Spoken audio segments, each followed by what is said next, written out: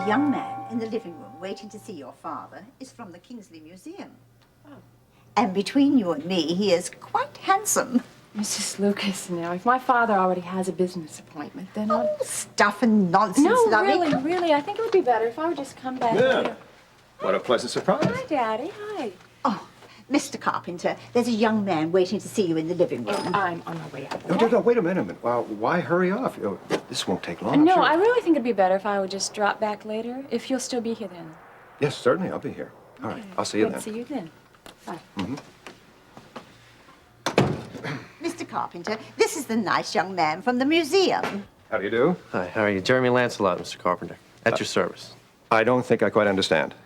Well, I'm the archaeologist with the Kingsley Museum. Oh, well, what may I do for you? Well, actually, I was here to see what I could do to help you. Ah, Julie, now come on, now don't worry about anything. It's gonna all work out perfectly. You just do your Joan Crawford to my John Wayne, and we'll practically be home free, huh? Yeah. Now listen. Do you have Nancy's room number? You got? Dan, I think I can remember that much. I've only thought about it 100 times today. I just want to double check on what time we're supposed to arrive. Right, 3 o'clock, just like we planned, okay? Now, I'm going to give you about 5 minutes to go in there and kind of go wild with Nancy, and then I'll show up on my big white horse, all right? Well, just don't forget the necklace for her, okay? Oh, no, I got you. And the promise of my undying love for her, too. Now, listen, we're all set then, right? We should be. I suppose so. Okay, how about later tonight, you and I getting together for a little nightcap? Yeah, well, that's if you don't get too carried away with Miss Lawson. Oh, come on, not a chance. Not with you to look forward to. Well, just don't forget it, okay? I won't. Will you just relax, please?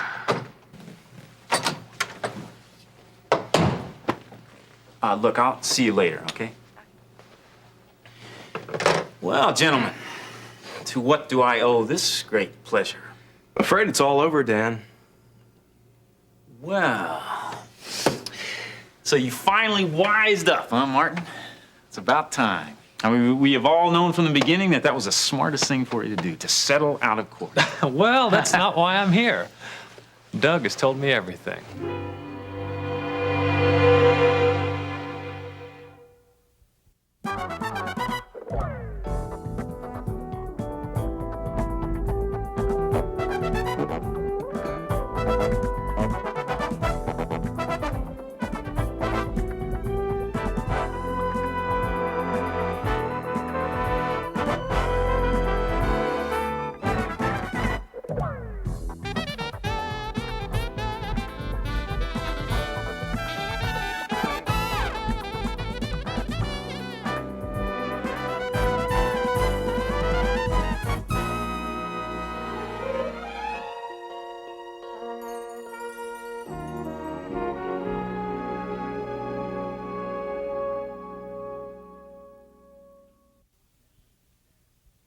Just what do you mean he told you everything? Everything, Dan. The scam, the games you've been playing.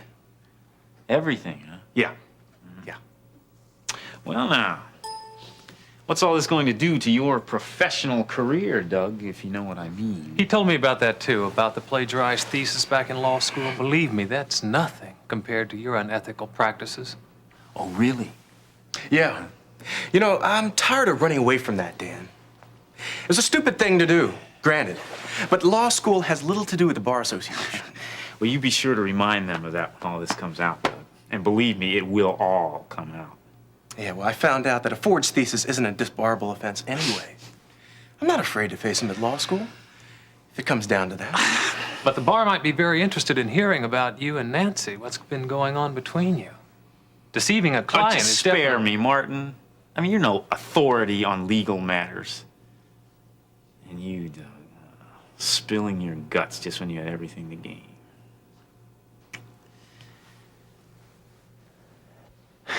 Well, okay. So I guess this is the part now where I'm supposed to grovel at your feet and beg to be let off the hook, huh? Well, if that's what you think is going to happen, you are both very wrong. Knock off the sarcasm, Myers. Let's talk about the real issue here. Nancy. Oh, the real issue, huh? Mm-hmm. Now, I'm surprised that you have the gall to even mention that poor woman's name after the way you butchered her throat. What you're trying to pull off is criminal. Criminal. I hope you've got more than these words to back up this accusation. We do. Oh, We yeah, do. I hope so, yeah. Because I just don't buy this sudden concern for my client. And if we're gonna start playing hardball here, gentlemen, the real issue is not just Nancy Lawson's well-being. Now, the real issue is the fact that on top of the criminal action that you took at the scene of the accident, you went on to cut away at that woman's throat when you got to the hospital, too. And this is all without her consent and without the authority of the hospital. And Martin, there is not a jury in this world that likes a bloody-handed doctor. Especially when one of his hands is worthless to begin with. Get off it, Dan. You're setting up Nancy just to get the settlement. And you tried to use me to throw the case. I'll testify to that. It's a case of client deception. Yeah, well, you are going to have to prove that, gentlemen. Oh, we will. I've already had a talk with Nancy. You mean Nancy knows? Everything. As I was telling your housekeeper, I'm from Canada, and I've been down in Kingsley now for a month. And needless to say, I've been quite busy from the beginning with this auction coming up so quickly, you know. Speaking of that, that's the event that I'm chairman of. Exactly, exactly. But don't worry about a thing, because I'll back you up with all the administrative assistance you need. I'd like for this to be the most successful auction ever. This is my very first one. Mine too, Mr. Lancelot. Really? Oh, that's great then. This should be exciting for both of us. Yes, yes. You see, the way I understand it, the auction is more of a social event than a fundraiser. I was told all the Kingsley elite are there, and there are a number of people from out of town, and last year they said there were even some celebrities. I think the governor appeared. And of course, you know that the major bulk of the profit will be going to the museum budget. And that's where you and I'll come in. Right, right. Did I say something wrong? No. It's simply that my brother Preston is more versed in the workings of a museum, and he felt that since I'm here and he's in Chicago, that I should take over. Mr. Lancelot, I will do everything I can to help you, but I would be less than honest to say that I'm not too sure how much time I can actually devote to this. Well, Mr. Carpenter, I know that this is fresh and new to you, and it is to me as well. I think that if we put our minds to it, we can make this a very successful auction. All right, since we're talking about it, what needs to be done? Well, I've already made lists of everything, and I have my staff checking all the donations as they come in. I basically just wanted to let you know kind of what was going on up to this point, and I'll fill you in with all the detail as the auction gets nearer. Well, that's fine. I can't ask for any more than that. You just keep in touch with me, and it'll be fine. Definitely, definitely. I also would like to show you the museum if you'd like to see it. The donations are all down in the basement. It's very interesting. I'd like to see it very much. In fact, I think my young grandson would get a great kick out of joining us on that guided tour. Yeah. Great, then. I'll call you tomorrow, and we can set up an appointment. All right. Mr. Lancelot, I'm sorry if I've appeared to stare at you on occasion, but I just can't shake the feeling that we've met somewhere before. I don't know. I was at the University of Toronto, and I've been overseas a couple of years, and... Well, actually, it's more the sound of your voice that seems so familiar to me. Well, never mind that.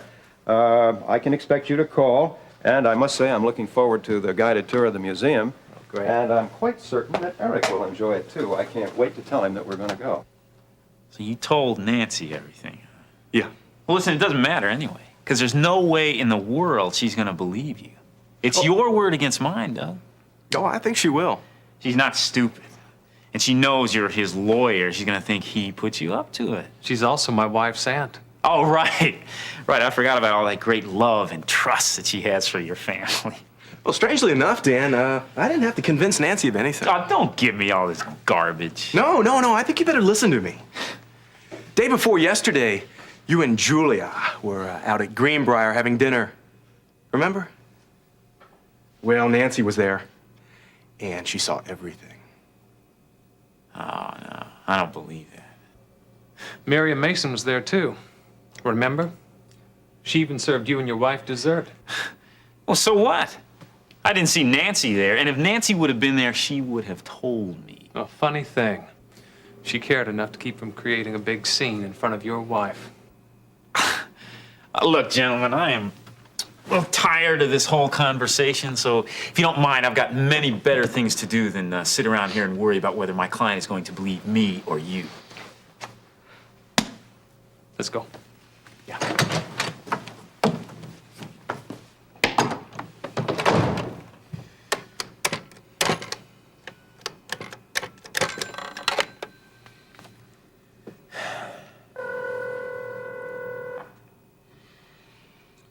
Come on, Julia, where are you? We've got to change our plans. I don't understand why you didn't want me there when you testified in the first place. Just didn't! Look, I already explained that I didn't want the added pressure of you being there. Didn't matter anyway, everything went horribly wrong. Do you want to talk about it? No! Listen, Stacy, you can't keep all this bottled up inside the way you've been doing. I mean, it's gonna drive you crazy. Don't say that. Well, it's the truth. Stacy, when are you gonna listen to me? For the past 3 months, you've been Please, acting... let's just drop it. I don't even want to think about it. I can't face my father or anyone here anymore, and I just want... Stacy, don't keep pushing me out of your life. I want to help. I love you. I just want to go away someplace.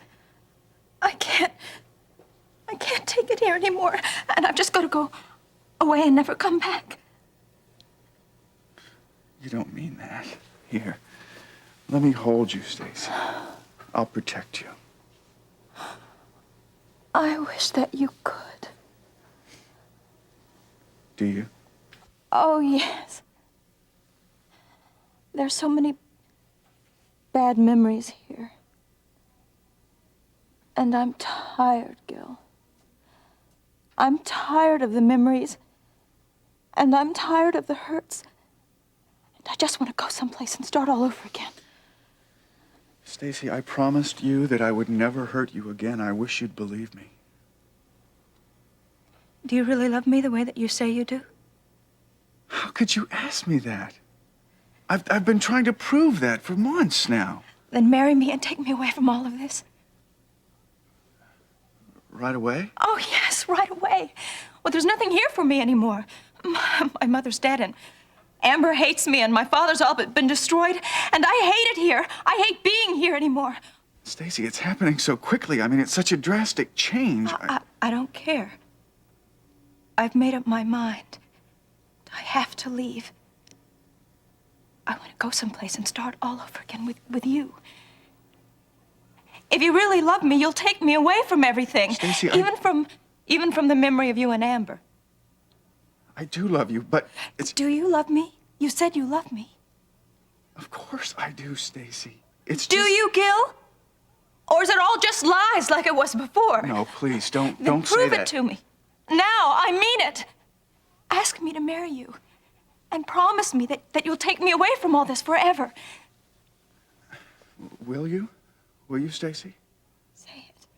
Say it again, Gil. I have to hear it from you. Will you, Stacy? Will you marry me?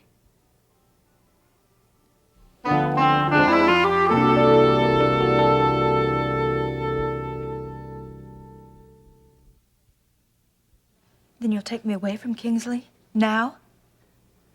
Yes. If that's what you wanted. It's all so confusing. And promise me that you'll never make me come back. Okay. If that's what you want. I know you've been hurt.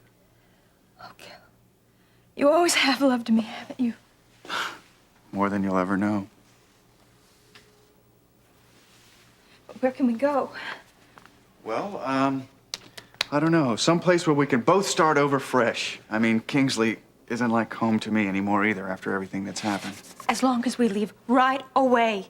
That's what really matters. Carolina. My father's down there. He's doing great. And Mary Ann, my Yes, sister, that's it. Now, when can we leave? Well, hold your horses.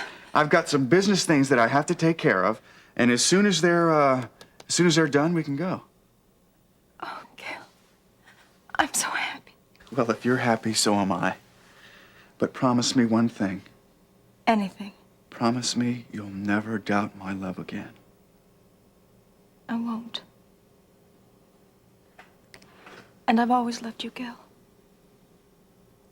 Even when you hurt me, I never stopped loving you. Because I never could. And I never will.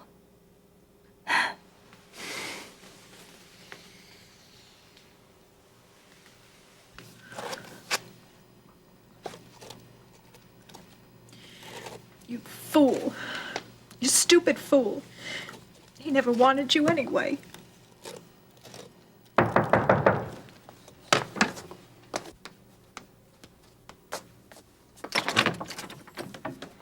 What do you want? Paying my last respects. Oh, listen, you don't understand. No, you don't understand. I tried to play straight with you last time I was here.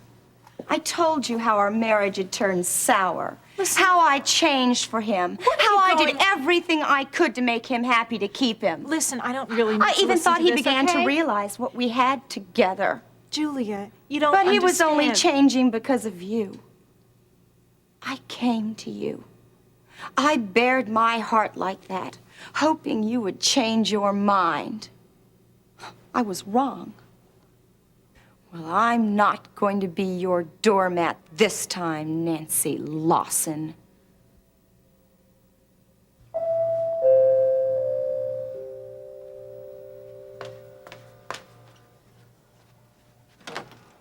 Oh, back again. Yes, is Daddy available now? Yes, he's all through. Shall I take that for you? Yes, please. Thank you very much.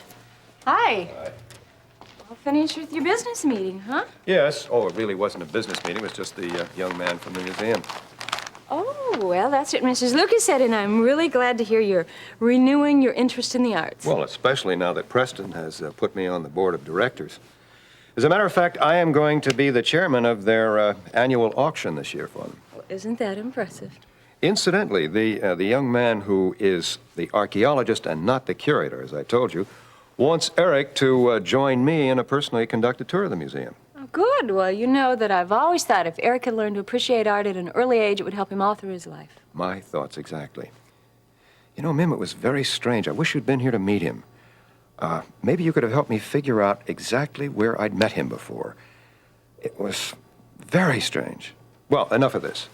You said you had something important to discuss. Yes, I do.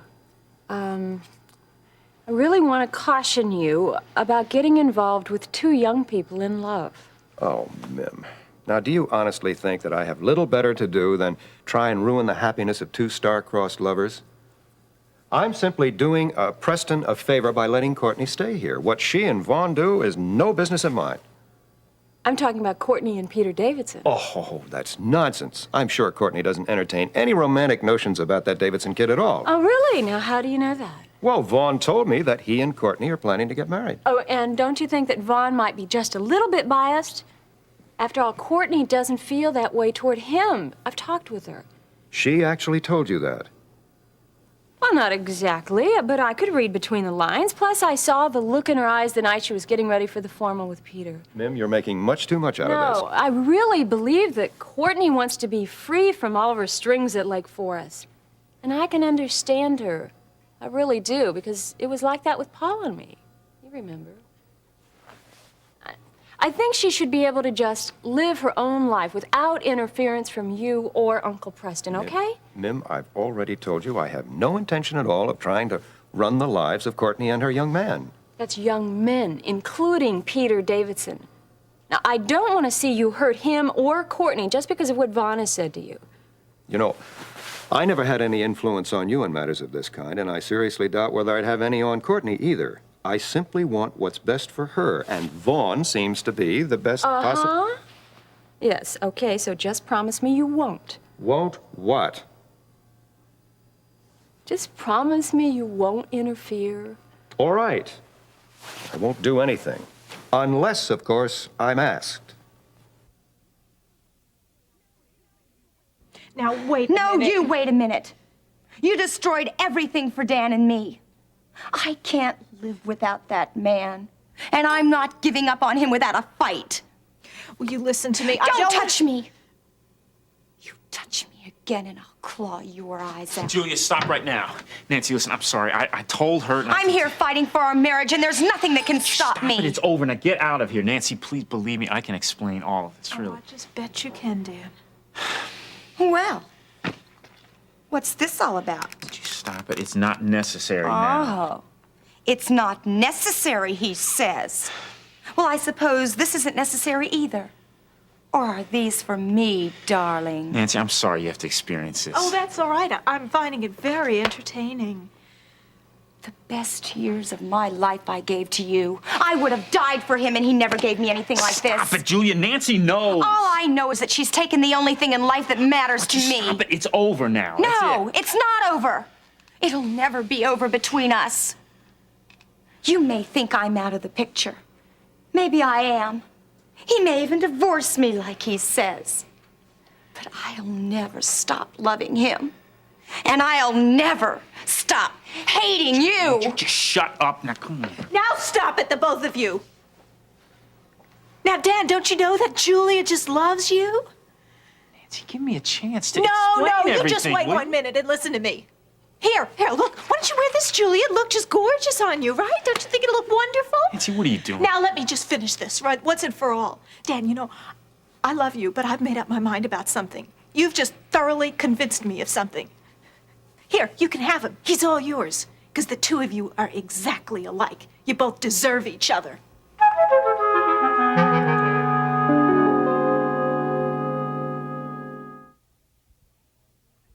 What did you say? I said you both deserve each other. Yeah, I mean it. Go on, take him. I'm sure you can work your problems out. Nancy, you don't know I what's know going- exactly what's going on, No, Dan. no, you I think don't you know. know what's going on. I don't know what's going on. Would you shut up? Now, Nancy, can't you see what... Can't you see that my mind is made up? Now, please, would you please just go and Listen to leave me, me alone? Nancy. I know what you saw at the Greenbrier, but that Sauce at doesn't... the Greenbrier? Go on, just go. Take her with you. No, Go. listen, believe me, Go. I know what you're thinking. But I can explain everything if you just give me a chance. Believe me, I can explain it all.